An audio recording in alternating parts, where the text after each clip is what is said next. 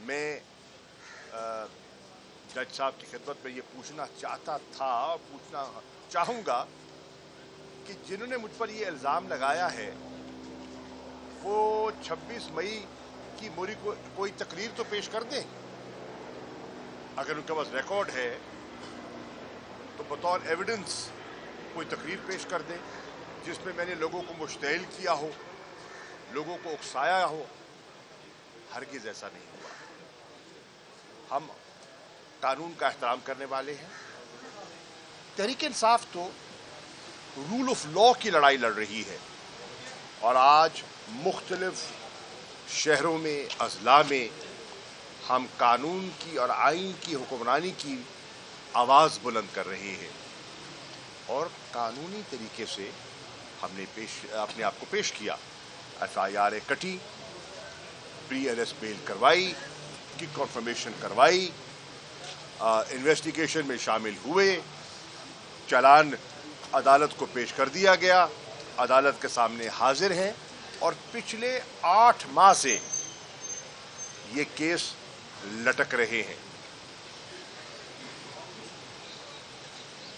हम समझते हैं, मैं समझता हूं कि अगर कोई जुर्म सरजर्द हुआ है तो हमें सुना जाए और जज साहब इंसाफ के तकाज़ों के मुताबिक फैसला सादर फरमाएं। मेरी तवक्को है कि जज साहब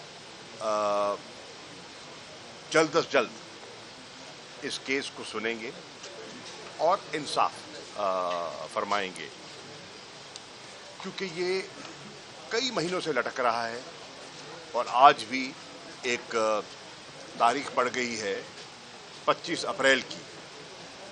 तो ये इन केसेस को लटकाने का मुझे मकसद समझ नहीं आता, सिवाय इसके कि एक तलवार लटकती रहे और एक सियासी दबाव में हम फंसे रहें। बहरहाल आईनी, कानूनी और सियासी जंग जारी है और मुझे उम्मीद है कि अदालतें इंसाफ करेंगी। शुक्रिया।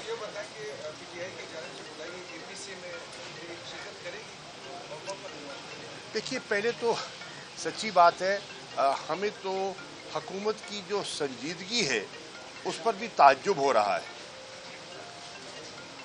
7 तारीख बताई गई,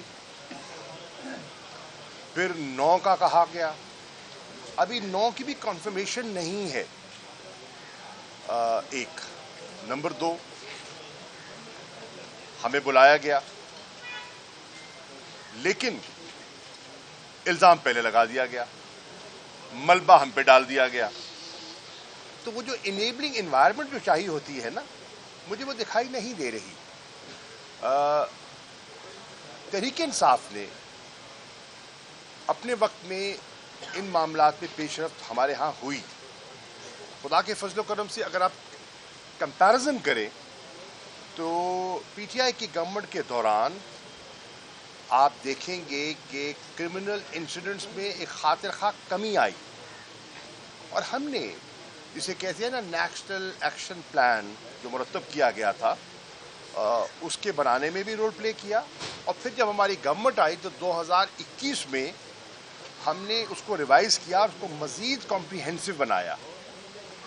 हमने 2022 में अंदरूनी चैलेंजेस को, जिसमें दहशतगर्दी एक चैलेंज है, उससे निमटने के लिए हमने नेशनल सिक्योरिटी पॉलिसी जो है वो कौम को दी, कौम के सामने पेश की और उस नेशनल सिक्योरिटी पॉलिसी को हमने इकोनॉमिक सिक्योरिटी से जोड़ा, जो आज पाकिस्तान के शहरियों के लिए लम्हा फ़िक्रिया है। वो देख रहे हैं मईशत की बदहाली, वो देख रहे हैं महंगाई का तूफ़ान और अभी IMF के साथ जो गुफ्तगू चल रही है, एक नया तूफ़ान जो है वो बर्पा होने वाला है। वो देख रहे हैं बढ़ती हुई बेरोज़गारी, वो देख रहे हैं सनत का पहिया जो है वो रुक गया है, वो देख रहे हैं हर तबका, ताजिर हो, सनतकार हो, किसान हो, मजदूर हो, मेहनतकश हो, नौजवान हो, सब तबके परेशान हैं।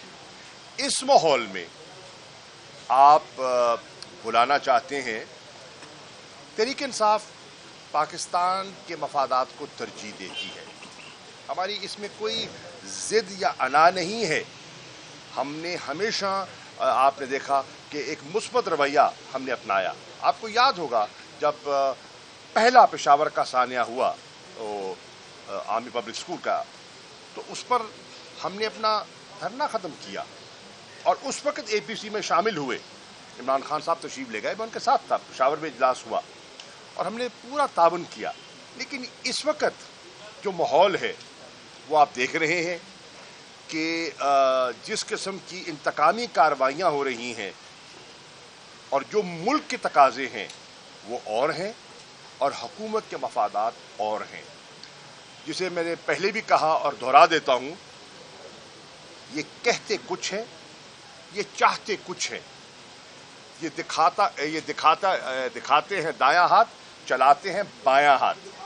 ये कहते हैं ना, हाथी के दांत दिखाने के और चबाने के और। Thank you. Thank you.